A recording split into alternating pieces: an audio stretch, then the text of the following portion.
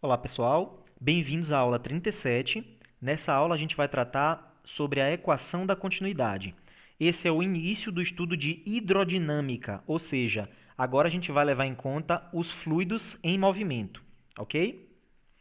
Bom, para tratar dos fluidos em movimento, que é chamado da dinâmica de fluidos, primeiro a gente vai considerar um tipo especial de fluido, chamado de fluidos ideais, ok? Os fluidos ideais têm que obedecer a algumas propriedades. Então, primeiro, o fluxo dele tem que ser, o escoamento dele tem que ser laminar, quer dizer que é não turbulento. Isso significa que é como se houvessem lâminas de fluido que não se cruzam. Por exemplo, imagine que a gente esteja vendo aqui o fluido, ó, e isso aqui está representando as lâminas de fluido. Então, quando eles atravessam, por exemplo, um obstáculo, essas lâminas elas se curvam, mas elas nunca se cruzam. Então, isso aqui seria uma representação de um fluxo laminar, ok? Onde é que a gente vê isso na prática? Imagine uma torneira aqui da pia, quando você abre ela e você não abre muito, então ela fica com esse formato aqui. Se você abrir um pouco mais, a água fica com esse formato. Então, aqui a gente tem um fluxo turbulento, aqui a gente tem um fluxo laminar. Então, essa é a diferença aqui da questão da turbulência e não turbulência, ok? Além disso, esse fluido ideal ele precisa ser incompressível. Quer dizer o quê? Que a massa específica é constante. Então, lembra quando a gente falou dos fluidos do ar, por exemplo? Quando a gente tem o ar a 20 graus e a 1 atmosfera, a massa específica dele é 1,21 kg por metro cúbico. Quando a gente aumenta isso aí para 50 atmosferas, vai para mais de 60 kg por metro cúbico, ou seja, a massa específica está variando. A gente quer trabalhar aqui com fluidos cuja massa específica não varia. Ele não é compressível. Você não pode pegar, por exemplo, o mesmo volume, a mesma massa de fluido e colocar no volume que você quiser. Quando a gente faz isso com os gases, por exemplo, eles têm que ser excluídos aqui. Os gases não podem ser fluidos ideais, porque eles são compressíveis. Você consegue pegar a mesma quantidade de ar e colocar numa sala ou colocar numa garrafa, no tubo, por exemplo. Então, esse é um ar comprimido. Então, nesse caso, você tem um fluido compressível. Já um fluido incompressível, aí a gente está tratando de líquido, ele não pode ter o seu volume diminuído. Não é possível fazer isso. Lembra lá quando a gente trabalhava do princípio de Pascal na última aula? O que acontece? Você tem um macaco hidráulico com fluido incompressível. Quando você pressiona por um lado, aplica uma força em uma área, aquele volume ali ele vai ser deslocado do outro lado. Se ele pudesse ser compressível, você poderia comprimir de um lado e o outro lado não subir. Então, não é esse o fluido que a gente está tratando. A gente está tratando aqui um fluido que não pode ser comprimido, e ele é incompressível, ok? A massa específica não varia. E a terceira condição é que ele é não viscoso. Isso quer dizer, não tem atritos internos, o atrito é zero. Olha um exemplo aqui, à direita vocês vão ter um fluido não viscoso, e nos outros vocês vão ter fluido viscoso. Olha a diferença dessa pedra, desse objeto, como é difícil se deslocar nesses fluidos viscosos. No primeiro desce rapidamente, no segundo desce mais lento, no terceiro desce mais lento ainda. Imagine que a gente tem aí, por exemplo, água comparado com um fluido viscoso, como mel, por exemplo. Então você percebe a viscosidade do mel, os atritos internos, diferente da água, ok? Nosso fluido ideal, portanto, ele não é turbulento, ele é incompressível e ele não é viscoso, ok? Então é esses fluidos que a gente vai trabalhar aqui na hidrodinâmica. Então vamos lá. Vamos começar então a equação da continuidade. O que a equação da continuidade diz? Ao diminuir a área de saída da água de uma mangueira, por exemplo, a gente percebe essa velocidade aumentando. Esse é um processo que a gente já faz naturalmente e a gente consegue perceber isso. Bom, e quem é que relaciona essas grandezas? Então, quem dimensiona isso é a equação da continuidade, que vai relacionar aí a questão da área com a velocidade de fluido. Ok? Como é que funciona? Imagine o seguinte, ó, a gente tem um fluxo aqui de fluido e ele está passando aqui da esquerda para a direita numa mangueira que tem seções transversais de áreas diferentes. Então, aqui na entrada da mangueira, a gente tem uma seção transversal de área A1, bem maior do que na saída da mangueira com a área transversal A2, ok? Bom, o que vai acontecer é que um volume de fluido vai entrar na mangueira e como o fluido é incompressível, esse mesmo volume de fluido vai ter que sair dessa mangueira depois de um tempo ΔT. Ok? Como se aqui fosse um tempo inicial, aqui um tempo final. Esse volume entra, esse outro volume sai e eles são iguais, passado um tempo ΔT. Ok? Quem é esse volume ΔV? Quem é ΔV aqui na entrada? Vai ser a área vezes esse deslocamento que ele faz. Ok? Área vezes deslocamento. Aqui é a mesma coisa, vai ser essa área vezes esse deslocamento. E quem é o deslocamento? Bom, aí a gente tem que lembrar um pouco de cinemática.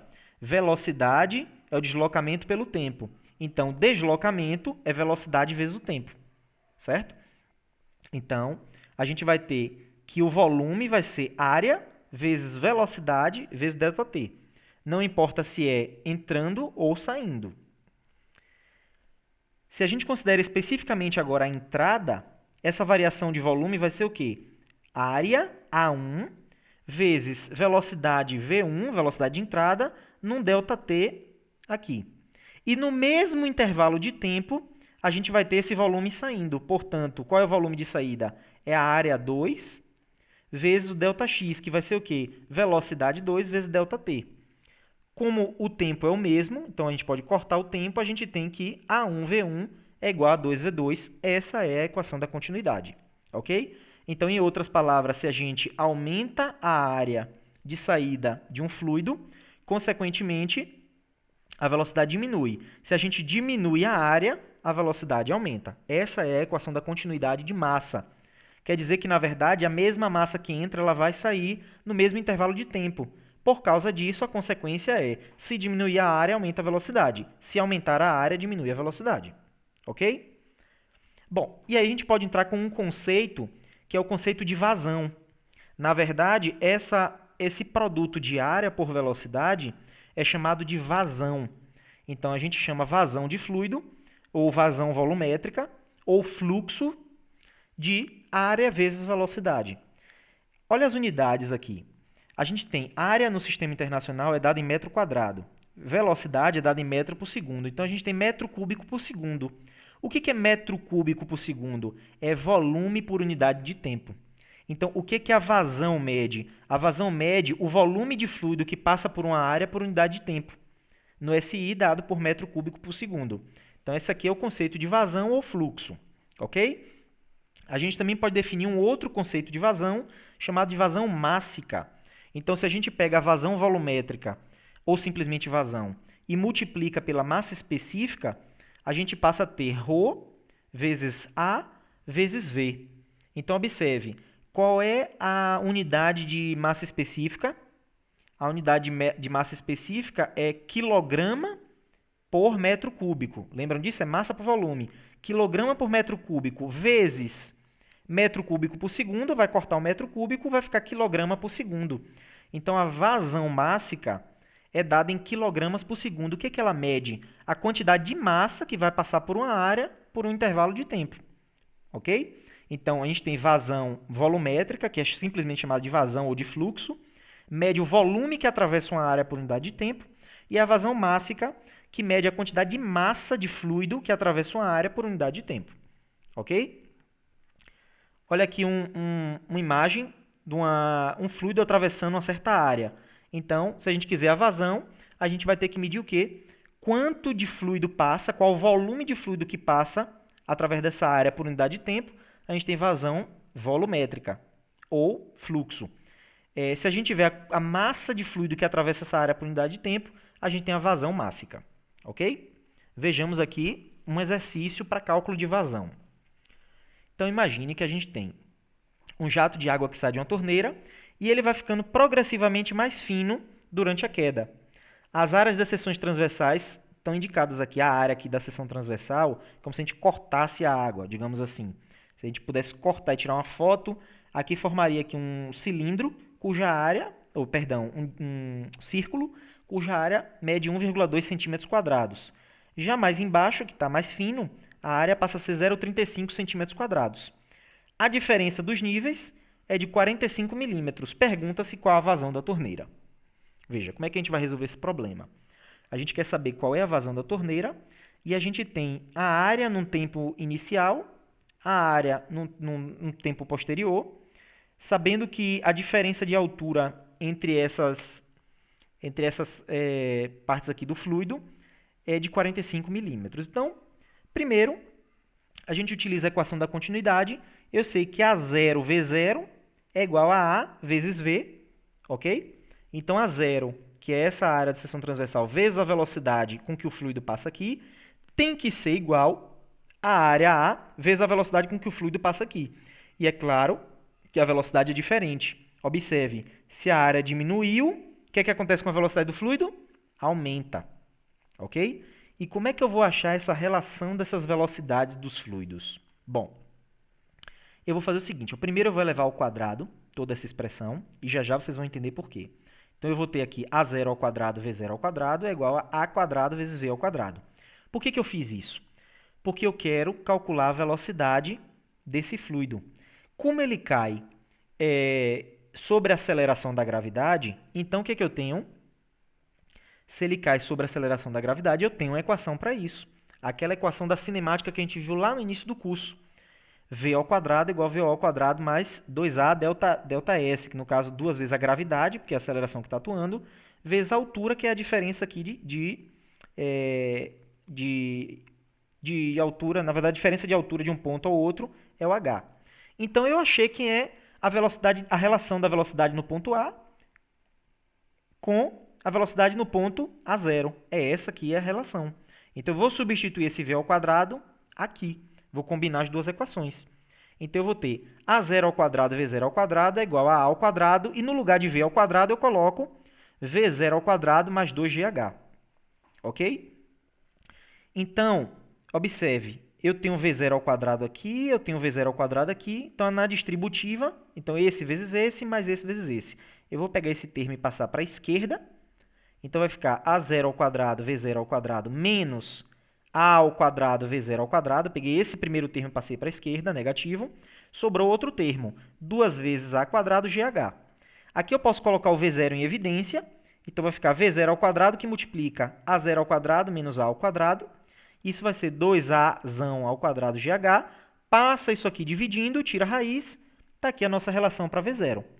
Ok? Utilizando os dados do problema, A0 1,2 cm², A 0,35 cm² e H igual a 45 milímetros, eu obtenho o valor da velocidade neste ponto onde tem a área zero. Detalhe, eu tenho que converter, professor, de centímetro para metro, de centímetro quadrado para metro quadrado e de milímetro para metro. Vamos ver? Observe. A gravidade é dado em metro por segundo ao quadrado. Ok? Aqui eu tenho uma grandeza que é a área ao quadrado. Em cima eu também tenho a área ao quadrado. Significa que a unidade aqui vai ser centímetro, nesse caso aqui, né? Centímetro a quarta, porque isso aqui está elevado ao quadrado. Ok? Então é centímetro ao quadrado. Então centímetro a quarta. Então o denominador vai estar em unidade de centímetro a quarta, mas esse termo aqui também vai estar em unidade de centímetro a quarta. Vai cancelar. Isso vai cancelar com isso.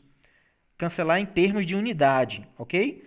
Então, a única coisa que eu preciso modificar a unidade é a altura. Então, essa altura H, que está em milímetro, eu tenho que transformar para metro, porque a gravidade está em metro por segundo ao quadrado. Então, eu vou transformar aqui 45 milímetros para metro, ou seja, eu vou dividir por 1000, ok? Aí sim eu posso substituir os valores, eu vou encontrar em metros, e aí eu converto, vai dar 28,6 centímetros por segundo, ok? Façam essa atividade, convertendo aqui de centímetro quadrado para metro quadrado. Uma observação. De centímetro para metro, a gente divide por 100. Só que de centímetro quadrado para metro quadrado, a gente divide por 10.000. Porque a gente divide por 100, só que como está ao quadrado, divide de novo por 100. Então, cuidado com isso. Então, convertam para metro quadrado, tudo. Convertam para metro, façam a conta toda em metro. E verifiquem depois se vocês vão obter, no caso, 0,286 metros por segundo. Ok? Façam essa conversão. Bom, o problema pediu vazão. Eu calculei a velocidade V0, eu sei quem é A0, o que é que eu faço? A vazão é A vezes V. No caso, A zero vezes V0, eu tenho 1,2, que é a área A0, em unidade de centímetro quadrado, vezes a minha velocidade em centímetro por segundo. Então, a unidade vai ficar aproximadamente aqui 34 centímetros cúbicos por segundo é a minha vazão. Ok? Então é isso, pessoal. Até a próxima videoaula.